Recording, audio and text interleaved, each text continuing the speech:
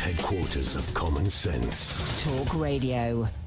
Oh, good afternoon, Richard. I'm grateful for you taking my call. Pleasure. What's on your mind? Well, I'd like to make a point, and I'd appreciate it if you'd let me, get my point across, and then I'm ready to take any analysis that you can provide. My point is this. Look, I am not a Putin apologist, but we are where we are. And my point is this. The President Zelensky is calling for, airstrikes and this, that, and all the rest of it. But this, to me, is a reckless position to take. At this point, Zelensky should realise that he is going up against overwhelming odds, and for the sake of the women and children and the non-combatants, I think Zelensky now should realise that let valor, discretion be the better part of valor, and organise a negotiated peace, and for the sake of the women and the children, and instruct his opposing forces to lay down their arms and literally kind of capitulate. Just for the sake that, they can't win, and this is, and any other country, that everyone's just baying for war, all the war hawks in America, the usual suspects, everyone's crying for war. I think we need diplomatic, level-headed men, and I'll state precedent, because everyone's quoting Winston Churchill, but I'll remind everybody that in 1942, Winston Churchill ordered the British High Command to put themselves into Japanese expeditionary forces custody for the sake of the civilian population of Singapore. Now, there's no defeat in surrender. In fact, you can glean honour from surrender when you realise you're beaten for the sake of the... Dave, you make some interesting points, but in fact, a number of your points, I think, are already happening insofar as, I don't think anybody does want war apart from Putin. He's the one who started it.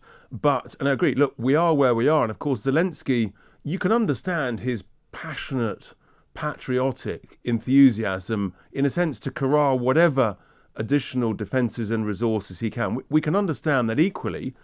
I actually think that all of us are determined to try and avoid progress towards or sort of anything that moves nearer towards World War III. And indeed, Zelensky himself has got negotiation teams in discussions, and of course it's going to take time.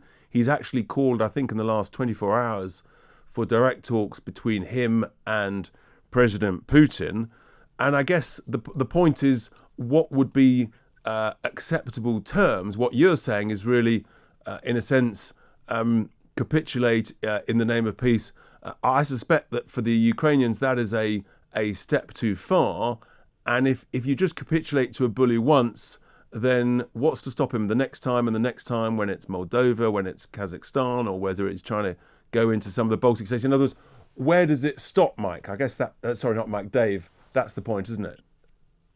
Well, if I could just I don't know how far you want to escalate our conversation, but if you was Vladimir Putin and you had been accused for the last 5 years of collusion with Donald Trump to swing an election, if you then saw the Hunter Biden laptop, and there's a brilliant book by Miranda Devine on the laptop from hell, with the corruption of the Biden family, with Maurice McGass sitting on all this, not to mention Hillary Clinton's uranium... I get all that, Dave, but none of that, however, none of that justifies actually bombing and killing people and invading an independent sovereign nation. You can have disagreements, but you don't just... Because you disagree with someone's laptop, you decide to invade a nation, surely. Yes, but it doesn't justify inciting women and children onto the streets with petrol bombs and Kalashnikovs. I'm sorry, but there must be negotiated. The world is focused on this place now, and the killing and the carnage. Absolutely, but I think we can't keep goading on this small country with this egotistical Zelensky, who is playing his finest hour. And as I say, the fighting on the beach speeches made by Winston Churchill was one of the most reckless things a sitting prime minister. So Dave, would you rather that we just capitulated to Hitler and gave up and then welcomed him into London? I mean, we wouldn't have free speech now if we'd done that, Dave. Surely. No, but if we put up a valiant fight, there comes a time when you're beaten. Yeah, well, that's what we did against all the odds. We put up a valiant fight in the Second World War and we beat Hitler. No, unfortunately, sometimes wars are lost and there's always a losing. All right, Dave, there you are. That's Dave's view in Essex. He thinks that Zelensky is going too far and should capitulate. Good talk. Hot talk. Bold talk. Talk radio. Listen on your smart speaker. Watch it live on your smart TV. The world headquarters of common sense. Talk Radio.